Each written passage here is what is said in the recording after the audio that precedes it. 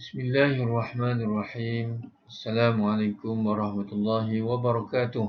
Alhamdulillahi rabbil alamin. Wassalatu wassalamu ala asyrafil anbiya'i wal mursalin. Amma ba'd. Kita bertemu lagi dalam kelas Al-Quran tingkatan 1 bidang ilmu qiraat dalam tajuk apakah maksud 7 huruf yang disebut dalam hadis Nabi tentang sab'atu ahruf. Bacalah Al-Quran, faqra'u ma tayassara minal Quran. Bacalah yang mana mudah daripada Al-Quran, pilih mana-mana daripada sab'atu ahruf. Jadi para ulama telah membincangkan dan telah berselisih pendapat tentang maksud 7 huruf atau sab'atu ahruf, sehinggalah Imam As-Suyuti mengiranya sebanyak 35 pendapat. Banyak. Salah satu pendapat yang masyhur yang kita nak kongsikan bersama pada kali ini, makna sab'atu ahruf, 7 huruf itu yang dipetik oleh Syekh Abdul Fattah Al-Qadhi, guru kami, daripada pendapat Abul Fadli Ar-Razi, bahawa maksud sab'atu ahruf ialah adanya 7 perbezaan. Adanya 7 perbezaan pokok yang menjadi sebab Al-Quran itu dibaca dengan lafaz-lafaz yang berlainan. Jadi anak didik ambilkan pen dan tandakan. Apakah maksud sab'atu ahruf? Adanya 7 perbezaan pokok yang menjadi sebab Al-Quran itu dibaca dengan lafaz-lafaz yang berlainan. Kita nak perincikan satu persatu. Apakah huruf yang pertama? Huruf yang pertama ialah perbezaan bilangan. Mufrad, tasniah, jamak. Mufrad bermakna tunggal, 1, tasniah, 2, jamak, ramai. Perbezaan bilangan mufrad, tasniah dan jamak ini seperti perkataan khati'atuh bermaksud dosanya, 1. Yang dibaca dengan mufrad di sisi qiraat Imam Asim. Juga dibaca kalimah jamak muannas salim iaitu khati'atuh, iaitu maknanya dosa-dosanya berbilang-bilang di sisi qiraat yang lain. Itu huruf yang pertama. Yang kedua ialah perbezaan tasriful fi'li, bentuk waktu kata kerja. Huraiannya, perbezaan tasriful fi'l, bentuk waktu kata kerja yang menunjukkan perbuatan yang telah lalu, madhi atau past tense. Sekarang, mudhari', present tense dan perintah amar, suruhan. 3 fi'il ini seperti yang terdapat pada perkataan Suratul Baqarah ayat 158, kalimah tatawwa'a bermaksud dengan sukarela telah melakukannya. Kalimah telah. Tatawwa'a dibaca dengan madhi, telah berlaku, telah berlakunya di sisi qiraat Imam Asim. Juga dibaca dengan mudhari', yattawwa, dengan sukarela akan melakukannya di sisi qiraat yang lain. Jadi ini dari sudut huruf yang kedua, perbezaan tasriful fi'l.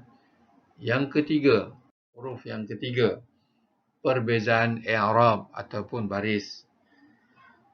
Perbezaan i'rab atau baris, perbezaan baris, sesuatu perkataan itu seperti yang berlaku pada kalimah hasanatan, Surah An-Nisa ayat 40, bermaksud baik, hasanatan. Dibaca dengan fathatan, 2 baris di atas, di sisi qiraat Imam Asim. Juga dibaca dengan dhammatan, 2 baris hadapan, di sisi qiraat imam-imam yang lain, iaitu hasanatun.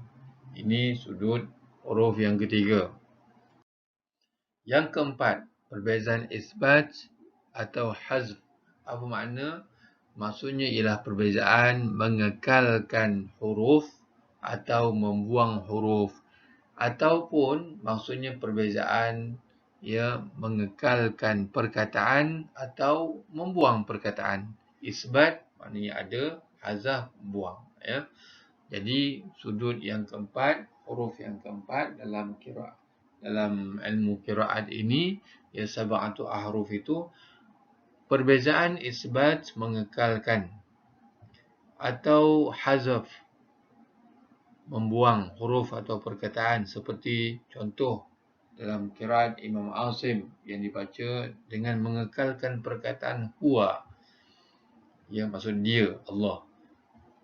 Sedangkan ada qiraat yang lain dibaca dengan membuang kalimah huwa, iaitu pada ayat suratul Hadid ayat 24. A'udzu billahi minasyaitonir rajim. Fa innallaha huwal ghaniyyul hamid. Bacaan begitu ialah bacaan Imam Asim.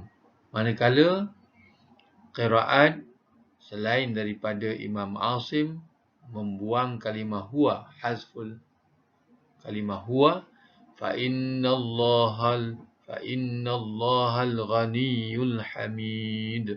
Maksudnya sesungguhnya Allah dialah yang maha kaya lagi maha terpuji. Baik, kemudian kita lihat huruf yang kelima. Huruf yang kelima ialah perbezaan taqdim, mendahulukan, atau ta'khir, ataupun mengemudiankan sesuatu kalimah itu. Sebagai contoh, perbezaan taqdim, mendahulukan atau ta'khir, mengemudiankan sesuatu perkataan, seperti waqatalu wa qutilu. Kalimah qatalu duduk pertama, wa qutilu duduk kalimah yang kedua. Maksudnya, dalam surah Ali Imran 195, mereka memerangi, wa qatalu wa qutilu, dan diperangi. Juga dibaca dengan mengkemudiankan dengan cara wa qutilu wa qatalu di sisi qiraat yang lain. Jadi ada yang duduk depan, ditebal ke belakang, yang belakang datang ke depan. Itu adalah wajah sab'atu ahruf yang kelima. Ada kemudian ada diawalkan. Kemudian yang keenam, perbezaan huruf yang keenam, perbezaan ibdal, penukaran. Ibdal maknanya tukar, transform, menukar huruf ataupun sesuatu perkataan. Tukar sama ada huruf tertentu ataupun perkataan itu tukar terus. Kita lihat contoh, perbezaan ibdal, penukaran huruf sesuatu perkataan, seperti fatabayyanu, surah An-Nisa ayat 94, yang bermaksud kamu selidiklah ia.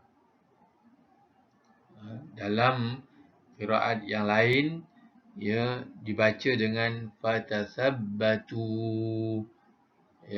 iaitu kamu pastikanlah ia. Dalam surah An-Nisa ayat 94. Kalau perhatikan, tengok dia punya keadaan huruf itu, fatabayyanu, fatabayyanun, waw susunannya. Manakala fatasabbatu, fatasabata, waw. Kalimah bezanya ialah kalimah ba, fatabayyanu, fatasabbatu dengan huruf sa. Jadi kalimah itu walaupun titiknya berbeza, tetapi dia punya nibrah, rumah, kedudukan tempatnya adalah kumpulan yang sama. Baik, kemudian kita lihat yang terakhir, wajah sab'atu ahruf yang ketujuh ialah lahjat, dialek ataupun lughat. ya, sebutan, cara sebutan.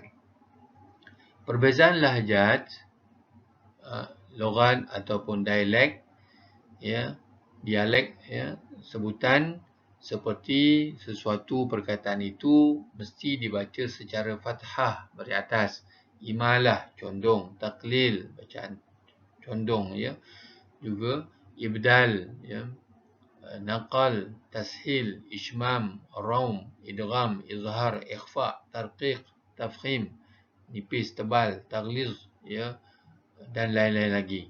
Sebagai contoh, ya, kalimah yang diguna pakai kalau fathah dia bunyi fathah a, kalau imalah kalau taklil begitu, ya. Contoh, 3 contoh yang disenaraikan ialah khabiran dan basiran, ya.